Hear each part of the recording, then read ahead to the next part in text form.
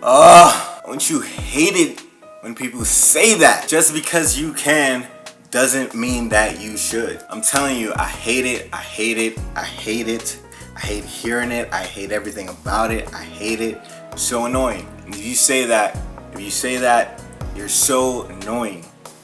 But I say that all the time though. Welcome to another episode of Bible Breakdown, Bible Studies, and today we're going to be breaking down John chapter 7, or at least a part of John chapter 7. I think this chapter is sending us this big message. This chapter is just looking at us right in the eye and it's like, don't let temptation get the best of you. But before we actually get into the good stuff, I want you guys to please subscribe, hit that subscribe button. Share this with a friend. Share this with that one person you know this message is for, because this message is not for you. At least that's what you're going to tell yourself. You're going to think about somebody else and say this is for them. So send it to them. While you're at it, go ahead and comment, and do not forget, bless that like button. So let's get into it. Without further ado, I'm going to start reading verse 1, John chapter 7. After this, Jesus went around Galilee. He did not want to go about in Judea because the Jewish leaders there were looking for a way to kill him. But when the Jewish festival of the tabernacles was near, Jesus' brother said to him, verse 3, Jesus' brother said to him, leave Galilee and go to Judea, so that your disciples there may see your works, the works that you do. No one who wants to become a public figure acts in secret. Since you are doing these things, show yourself to the world. For even his own brothers did not believe in him. Therefore, Jesus told them, my time is not yet here. For any time will do. The world cannot hate you, but it hates me because I testify that its works are evil. You go to the festival. I am not going up to this festival because my time has not fully yet come.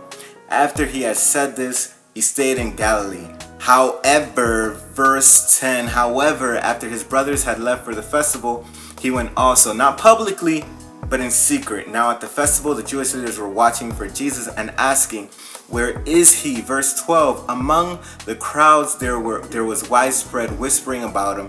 Some said he is a good man. Others replied, no, he deceives the people. But no one would say anything publicly about him for fear of the leaders. Can I get an amen? Amen. So first off, we see that verse 1, Jesus is actually choosing to be cautious. He chooses not to go because he knows that there are people who are trying to kill him. People are trying to kill you. You're probably not going to go somewhere where people are trying to kill you. Now, it's funny to me because we all know that Jesus knows that they're not going to kill him because Jesus is Jesus and he knows his plan. I mean, if he's saying his time has not yet come, it's because he knows the timing. So we get to see Jesus choosing to be cautious. And actually, I think that's the first thing that we can look at, because we see like Jesus, obviously this verse is just like, yo, just because you can doesn't mean that you should.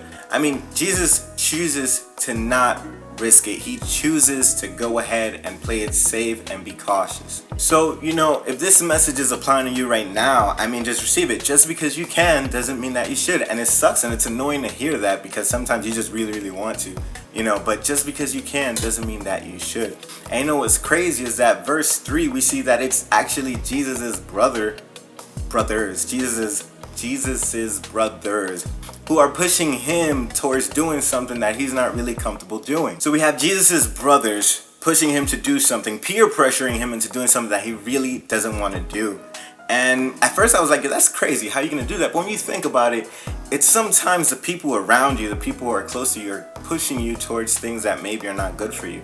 And if we're being honest, we're probably pushing people around us into doing things that they shouldn't be doing. Why? Because it's what we want. And everybody's just doing what they want, going with the flow. Not really paying attention to the things that matter or weighing risk versus reward. But you cannot let temptation get the best of you. Don't let temptation get the best of you. Why?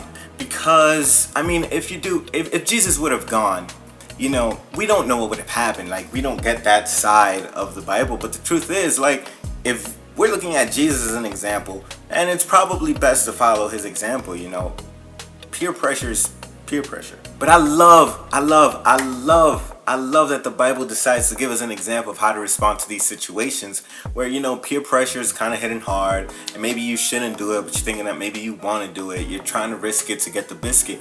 I love that we get an example of how to respond to these moments. You see, Jesus decides to open up his mouth and he tells his brothers, it is not yet my time. Hey, yo, chill out, fam. Yo, fam, chill out, fam. It's not my time, fam.